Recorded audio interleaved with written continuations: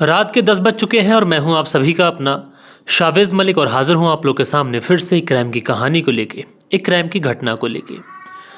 और दोस्तों, कभी कभी आप लोग देखते हैं कि क्राइम की घटनाओं में कुछ ऐसी चीज़ें सामने निकल के आती हैं कि इसके बाद में इंसान बड़ा अफसोस करता है।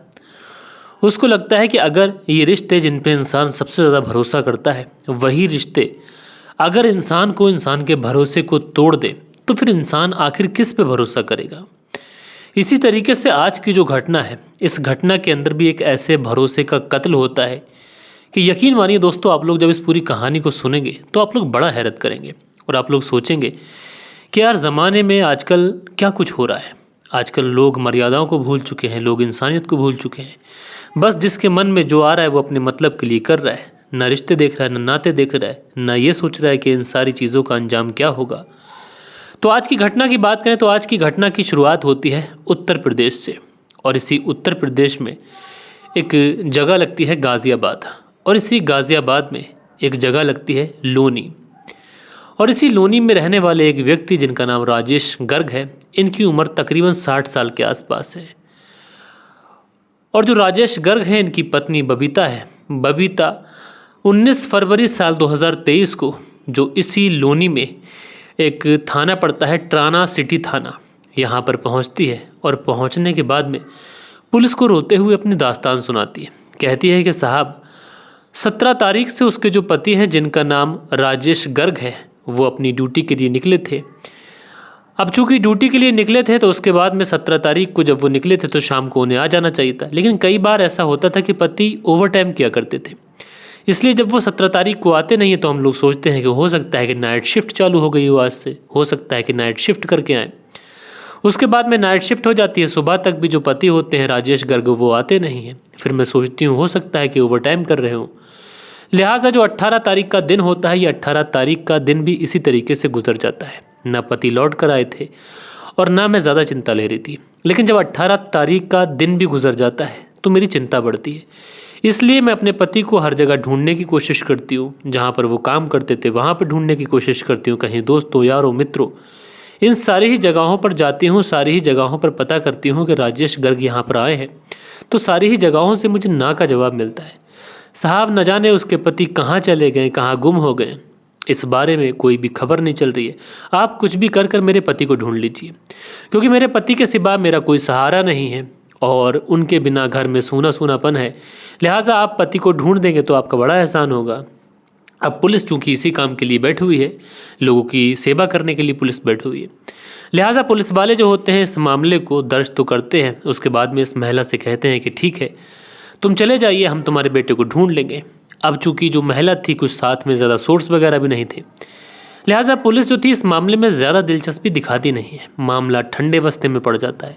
अब 19 फरवरी को ये जो गुमशुदगी की रिपोर्ट थी वो लिखाई गई थी, यानी कि फरवरी का पूरा महीना गुजर जाता है। ना तो पुलिस ने इस पूरे मामले में छानबीन शुरू की थी, ना तो वो जो महिला थी वो दोबारा पुलिस थाने पहुंची थी कि उसके पति की तलाश में आखिर क्या कुछ हुआ, क्या कुछ अपडेट है। ना महिला पहुंची दोबारा से, ना पुलिस ने कोई छानबीन करी। यानी ये जो केस था ये ठंडे बस्ते में जा चुका था और किसी को भी इस केस के बारे में सुध नहीं थी। फरवरी का महीना गुजर कर मार्च का महीना आ जाता है, और इसी मार्च के महीने में जो राजेश गर्ग होते हैं उनकी एक बेटी होती है जिसका नाम दीप्ति होता है। इसकी शादी इसी कबीर नगर इलाके में हुई थी। कबीर नगर इलाके में अपने ससुराल से ये अपने पिता को कॉल करती है, राजेश गर्ग को। जब अपने पिता को फ़ोन करती है तो फ़ोन स्विच ऑफ बताता है। एक बार ट्राई करती है, फ़ोन स्विच ऑफ बताता है, दोबारा फिर से ट्राई करती है, कुछ घंटों के बाद ट्राई करती है, लेकिन लगातार जो फ़ोन था स्विच ऑफ बताता है। पहले तो दीप्ति सोच रही थी कि उसके पिता का फ़ोन स्विच ऑफ होगा, ऑन कर लेंगे, ड्यूटी से जाके ऑन कर लेंगे। लेकिन जब ड्यूटी का टाइम भी फिनिश हो गया, उसके बाद भी जब दीप्ति ने फ़ोन लगाया तो फ़ोन लगातार स्विच ऑफ ही जा रहा था। उसके बाद में दीप्ति जो होती है अपनी सौतेली माँ यानी जो बबीता होती है उन्हें कॉल लगाती है, और उन्हें कॉल लगाने के बाद में कहती है कि माँ, पिताजी का फ़ोन नहीं लग रहा है, क्या हुआ, पिताजी कहाँ पर है, उनका फ़ोन ठीक तो है क्या, ख़राब हो गया उनका फ़ोन। तो जो माँ बबीता होती है ये कहती है कि बेटा, दरअसल तुम्हारे पिता पिछले महीने फरवरी की 17 तारीख से गुम हैं। मैंने पुलिस में रिपोर्ट भी लिखवाई है, जहाँ कहीं मुझे ढूंढना चाहिए था मैंने ढूंढा भी है, लेकिन ना तो पुलिस ने इस मामले में ज़्यादा गंभीरता दिखाई है, और जहाँ कहीं भी मैंने ढूंढा था ना तो वहाँ पर तुम्हारे पिताजी का पता नहीं चल रहा है। लिहाजा जैसे ही ये बातें दीप्ति अपनी माँ के मुँह से सुनती है, सौतेली माँ के मुँह से, इसकी तो आंखें फटी की फटी रह जाती हैं, पांव तले से ज़मीन खिसक जाती है कि फरवरी की 17 तारीख से पिताजी गुम हैं। ना तो किसी ने उसे बताने की ज़रूरत की, ना पुलिस ने इस मामले में कोई छानबीन की, ना पुलिस ने कोई इन्वेस्टिगेशन की। और जो माँ है उसने भी हर जगह ढूंढ लिया है, कहीं पर भी पिताजी का कुछ पता नहीं चल रहा है। कहीं ऐसा तो नहीं कि पिताजी के साथ में कोई अनहोनी हो गई हो। लिहाजा जो दीप्ति होती है रोते हुए अपने ससुराल वालों को सारी बात बताती है। कहती है इस तरीके से 17 तारीख फरवरी के महीने से उसके जो पिता हैं गायब हैं। माँ ने पुलिस में कंप्लेंट भी लिखाई है, लेकिन पुलिस भी ढूंढने में कुछ ज़्यादा दिलचस्पी ले नहीं रही है। माँ ने हर जगह ढूंढ लिया है। लिहाजा ससुराल वालों से इजाज़त लेने के बाद में जो दीप्ति होती है अपने पिताजी और अपनी माँ बबीता के पास में पहुँचती है। पिताजी तो गुम थे, लिहाजा बबीता के पास में पहुंचती है और पहुंचने के बाद में पूछती है कि माँ क्या हुआ, क्या कुछ हुआ था, सारी बातें मुझे सिलसिलेवार तरीके से बताओ। तो उसके बाद में जो माँ बबीता होती है वही सब बातें बताती है कि 17 तारीख को तुम्हारे जो पिता थे वो ड्यूटी गए हुए थे। मैंने सोचा था कि शाम तक लौट आएंगे, लेकिन जब शाम को नहीं आए तो मैंने सोचा हो सकता है कि इनकी नाइट शिफ्ट लग गई हो। अब जब नाइट शिफ्ट वाली जो रात थी वो भी ख़त्म हो जाती है तो अगले दिन मैं सोचती हूँ शायद ओवर टाइम करने लगे हो। यानी 18 तारीख का जब पूरा दिन गुजरता है तो मैं परेशान होती हूँ। उसके बाद मैं तुम्हारे पिता को हर जगह ढूंढती हूँ, कहीं पर भी उनका कुछ पता नहीं चलता है। उसके बाद 19 तारीख को जाकर मैं तुम्हारे पिता की गुमशुदगी की रिपोर्ट ट्रानिका सिटी थाने में लिखवाती हूँ। और उसके बाद से अब तक ना पुलिस वालों ने इस मामले में कुछ किया है और ना ही किसी भी तरीके से कोई खबर मुझे दी है, ना ही कोई अपडेट मुझे दी है। और मैं भी अपने तरीके से ढूंढ रही हूँ तुम्हारे पिता के बारे में, कहीं पर भी कोई जानकारी मुझे मिली नहीं है। लिहाजा जो बेटी होती है दीप्ति ये बड़ा परेशान होती है, सोचती है कि मेरे पिता हैं, 60 साल उनकी उम्र है, ऐसे अचानक से कहाँ गुम हो गए, क्या बात है। अगर कोई ऐसी वैसी बात थी, घर छोड़कर कहीं जाते तो कम से कम मुझे ही फ़ोन कर देते, माँ से अनबन हुई होगी या फिर कुछ और चीज़ें। यानी तमाम तरह तरीके की चीज़ें इसके दिमाग में आती हैं। फिर उन्हीं सारी चीज़ों को ये खुद से ड्रॉप कर देती है। फिर उसके बाद में ये अपने पिता को ढूंढने के लिए खुद से आगे बढ़ती है और सबसे पहले हर उस व्यक्ति के पास में जाती है जहाँ पर इसके पिता जाया करते थे। किसी के साथ में उठना बैठना, दोस्ती दुश्मनी, हर जगहों पर जाकर अपने पिता राजेश गर्ग के बारे में पता करती है, लेकिन कहीं से भी राजेश गर्ग के बारे में कुछ भी पता नहीं चलता है। अब बिटिया बड़ा परेशान, करे तो करे क्या, जाए तो जाए कहाँ। माँ से भी बार बार पूछती है, माँ भी वही बातें बताती है। अब जो दीप्ति होती है सोचती है कि ऐसे तो इस मामले में कुछ भी होने वाला नहीं है, मैं ढूंढूंगी, ढूंढ ढूंढ कर थक जाऊंगी, लेकिन पिता के बारे में कोई जानकारी नहीं मिलेगी। ढूंढने का जो काम जिसका है अगर वही करे तो वो अच्छे ढंग से कर सकता है। लिहाजा फिर से ये उसी पुलिस थाने में पहुंचती है और पुलिस थाने में पहुंचने के बाद में पुलिस वालों से कहती है कि 19 फरवरी साल 2023 को एक कंप्लेंट आप लोगों के पास में आई थी। राजेश गर्ग नाम के एक व्यक्ति जिनकी उम्र 60 साल जो मेरे पिता हैं और मेरी माँ ने गुमशुदगी की रिपोर्ट लिखाई थी, लेकिन उस मामले में अभी तक क्या कुछ आप लोगों ने किया है, कुछ भी अपडेट नहीं दी और ना ही अभी तक उसके पिता के बारे में कुछ पता चल पाया है। आप इस मामले में कर कुछ क्यों नहीं रहे? अगर आप लोग कुछ नहीं करेंगे तो मैं ऊपर तक जाऊंगी। अब जैसे ही ऊपर तक जाने की ये बात लड़की कहती है तो पुलिस वाले कहते हैं कि ठीक है तुम ऊपर तक चली जाओ, हमें जो कुछ करना था हमने ढूंढा था और जब भी पता चलेगा तो हम आपको बताएंगे, हम अपनी तरीके से कोशिश कर रहे हैं। अगर तुम्हें वाकई ऐसा लगता है कि ऊपर जाकर इस केस को खुल जाएगा तो तुम ऊपर चली जाओ।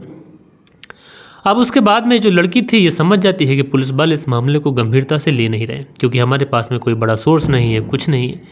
लिहाजा जो लड़की होती है सोचती है कि 12 तारीख को यानी 12 अप्रैल को जो जनसभा लगती है शुक्रवार को तहसील के अंदर, वहाँ पर डीएम और एसपी साहब बैठते हैं। तो डीएम साहब से, एसपी साहब से अगर मैं गुजारिश करूँगी तो हो सकता है कि वो पुलिस के पास में कोई फरमान भेज दें, पुलिस को थोड़ा सा टाइट कर दें और उसके बाद में इस मामले में छानबीन हो जाए।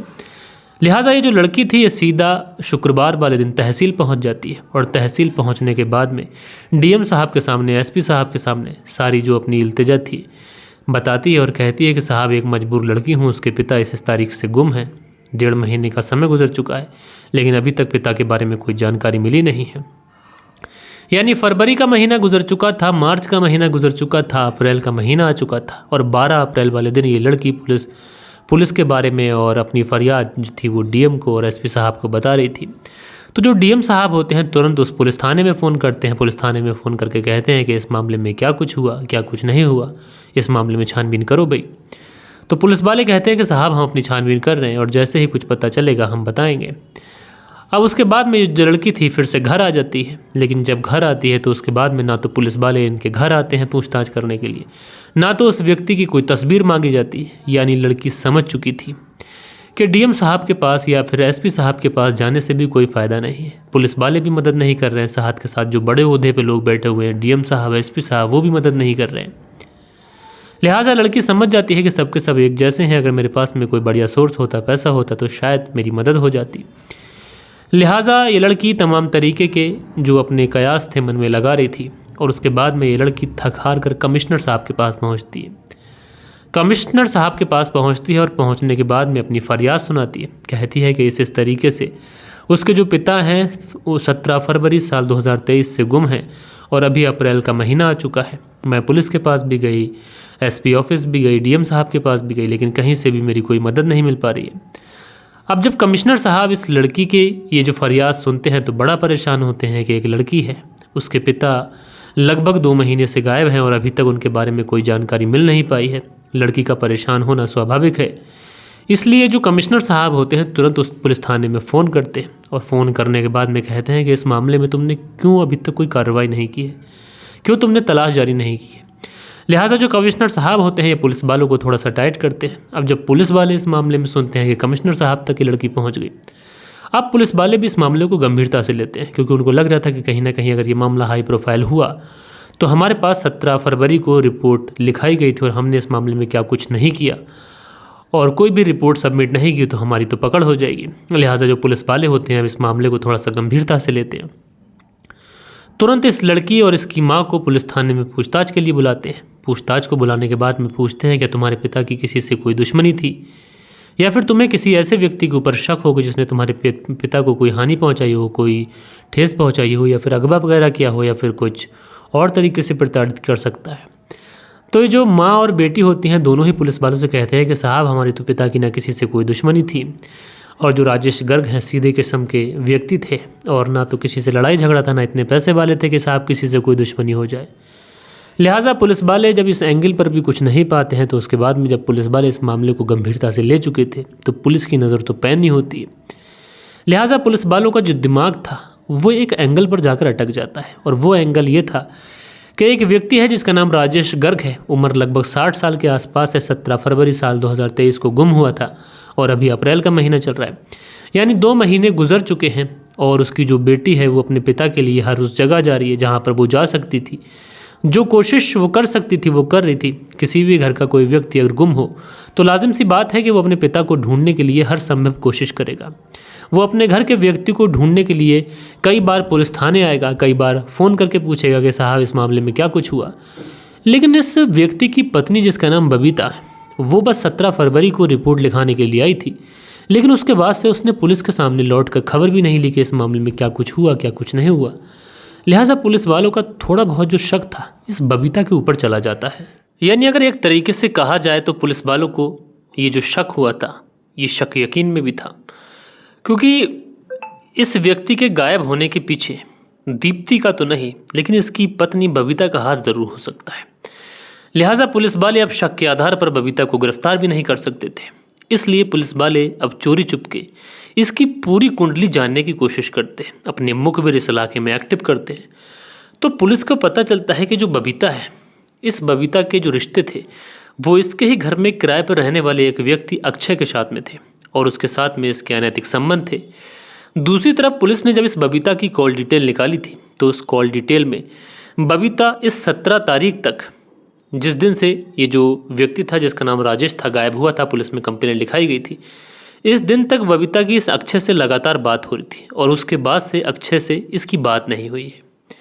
लिहाजा पुलिस वालों को भी समझने में देर नहीं लगती है कि इन दोनों के बीच में अवैध संबंध है, और शायद अवैध संबंधों की वजह से ही इस राजेश का कत्ल किया गया है। इसलिए पुलिस जो थी वो दीप्ति उसको बताती है कि इस तरीके से हमें तुम्हारी माँ के ऊपर शक है। लिहाजा जो माँ होती है जिसका नाम बबीता होता है, साथ के साथ जो अक्षय होता है, इन दोनों को उठाया जाता है। उठाने के बाद में इन्हें पुलिस थाने लेके आया जाता है, और पुलिस थाने लाने के बाद में फ्रंट सीट पर बैठाकर जब इनसे सख्ती से पूछताछ की जाती है तो शुरुआत में तो ये पुलिस को घुमाने की कोशिश करते हैं, लेकिन उसके बाद में जो अक्षय होता है ये पुलिस के सामने रोने लग जाता है। जब ये पुलिस के सामने रोता है तो पुलिस वाले भी समझ जाते हैं कि चलो ठीक है, ये जो हमारा दाव था वो काम आया। लिहाजा पुलिस वाले बबीता को अलग कमरे में बिठाते हैं, अक्षय को अलग कमरे में बिठाते हैं। अब दोनों से बारी बारी से अलग अलग तरीके से पूछताछ करते हैं। दोनों के बयान मिसमैच होते हैं। अब जब बयान मिसमैच होते हैं तो पुलिस वाले अब इनके ऊपर तगड़ी सख्ती दिखाते हैं। उसके बाद में ये टूटते हैं और टूटने के बाद में एक ऐसी कहानी सुनाते हैं जिस कहानी को सुनकर इंसान की रूह कांप जाए। दरअसल इस कहानी की शुरुआत होती है कि जब इस राजेश की जो बेटी थी दीप्ति, इसकी शादी नहीं हुई थी और राजेश ने 2 शादियां की थी। इसकी पहले वाली जो पत्नी थी उससे बेटी दीप्ति थी। अब जब बेटी दीप्ति धीरे धीरे बड़ी होती है, 17-18 साल उसकी उम्र हो जाती है, तो उसी समय जो दीप्ति की माँ होती है उसकी मृत्यु हो जाती है।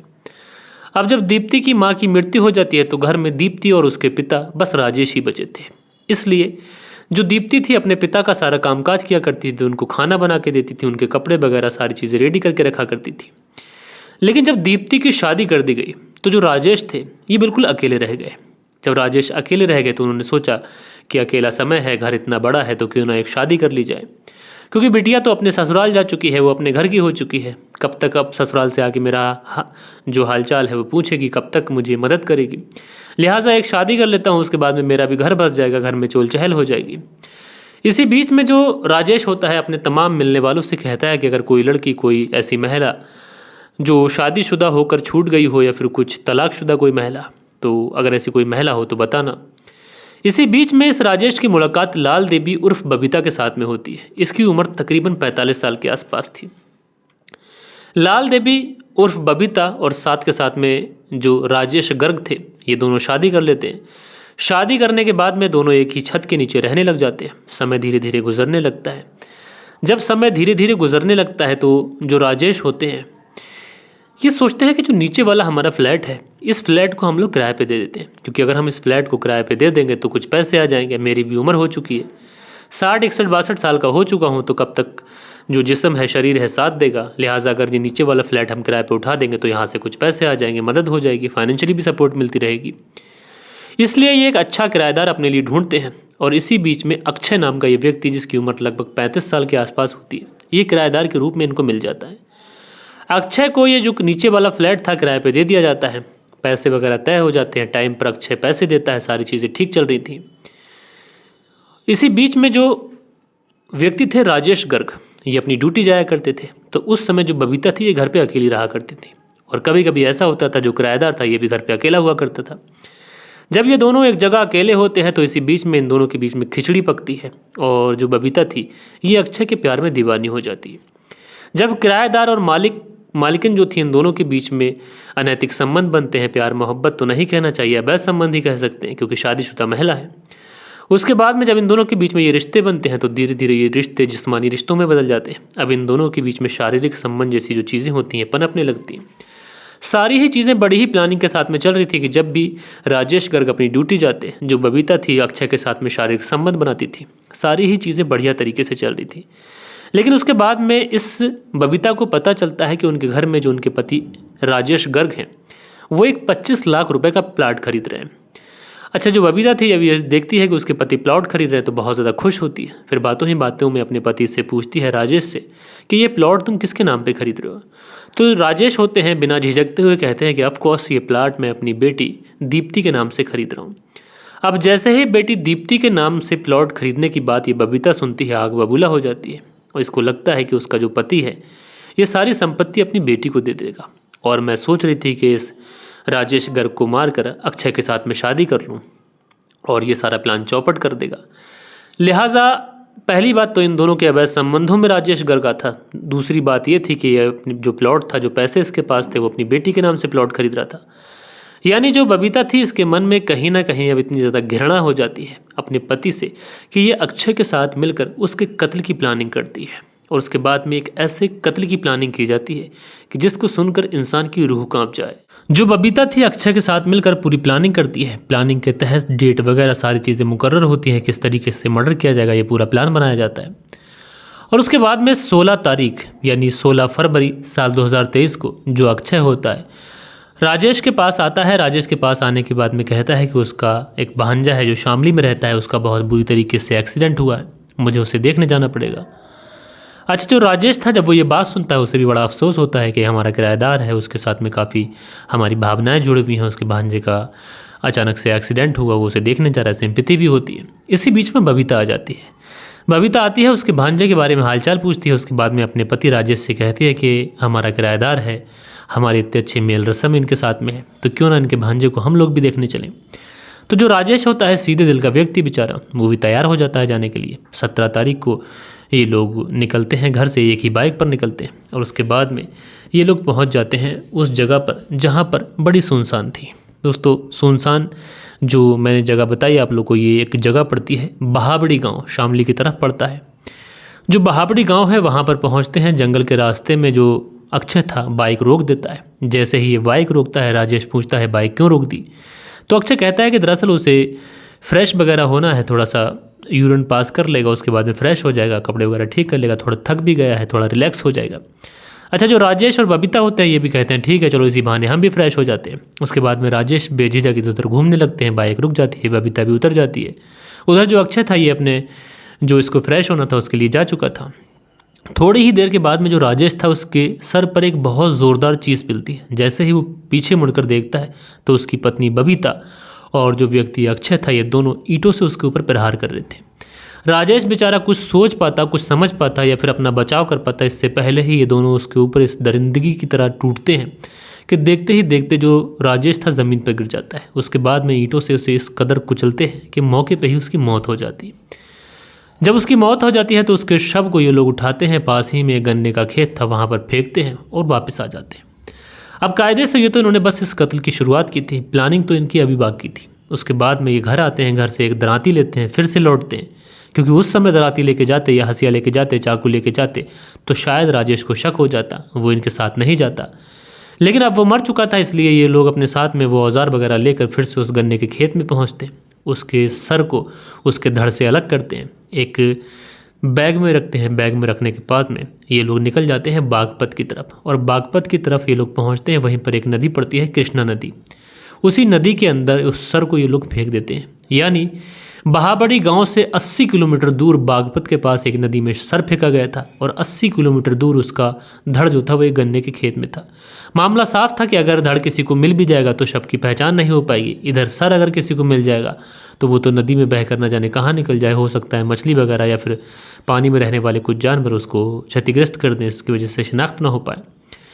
लिहाजा उसके बाद में ये लोग घर आ जाते हैं नाटक के तरीके से। 17 तारीख का ये मामला बताकर 19 फरवरी को इसी ट्रानिका सिटी थाने में जाकर रिपोर्ट लिखवा देते हैं। उधर जो डेड बॉडी थी वो खेत का मालिक जब आता है उसको डेड बॉडी दिखती है, वो पुलिस को इन्फॉर्म कर देता है, पुलिस आती है। अब एक बिना सर की डेड बॉडी, उसकी पहचान करना, उसकी शिनाख्त करना बड़ा मुश्किल था। तो पुलिस 2-4 दिन तक तो इंतज़ार करती है, कोई आए बॉडी को क्लेम करे, हम लोग छानबीन करें।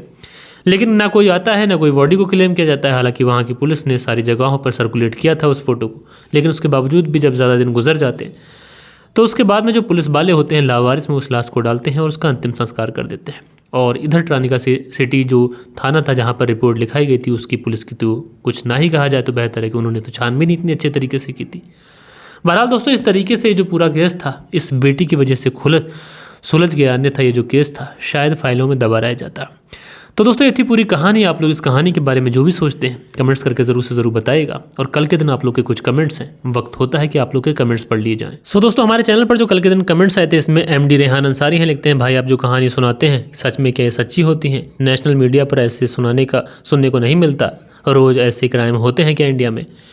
तो MD Rehan Ansari ji, national media पर क्राइम स्टोरीज़ नहीं सुनाई जाती। अगर आप क्राइम स्टोरीज सुनना चाहते हैं तो आप क्राइम तक को जाकर देख सकते हैं, तो वहाँ पर पता चल जाएगा कितने क्राइम होते हैं।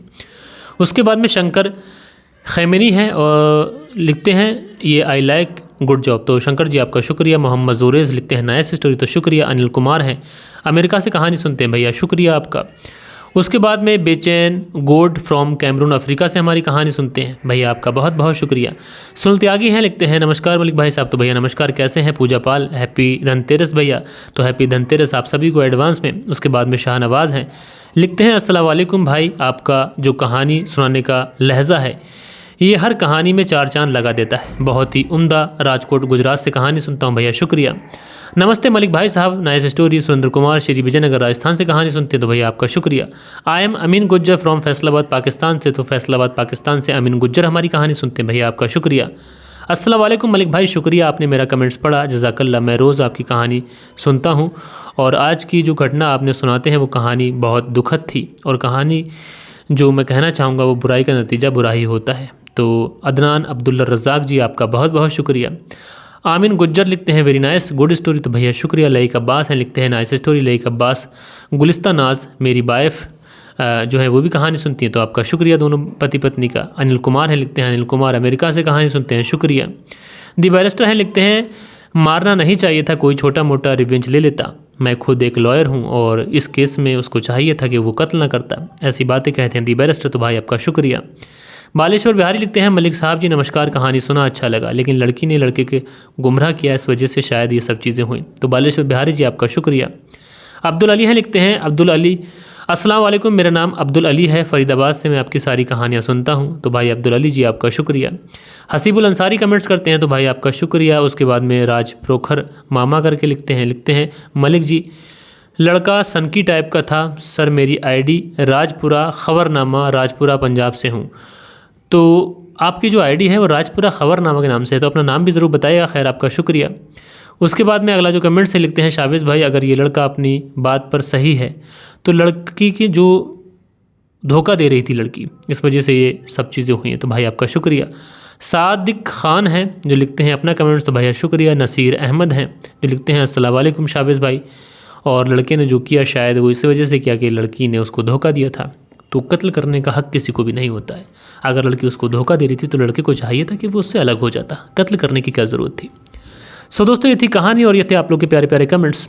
आशा करता हूँ कि आज की जो कहानी है आप लोग को ज़रूर से ज़रूर पसंद आई होगी। कहानी पसंद आई हो तो लाइक करिएगा, चैनल पे पहली बार आए हैं तो सब्सक्राइब करिएगा। मिलते हैं कल के दिन किसी और क्राइम स्टोरी के साथ में। जब तक के लिए अपना ख्याल रखिएगा, देश का ख्याल रखिएगा, परिवार के रिश्तों की अहमियत को समझिएगा। जय हिंद, जय भारत।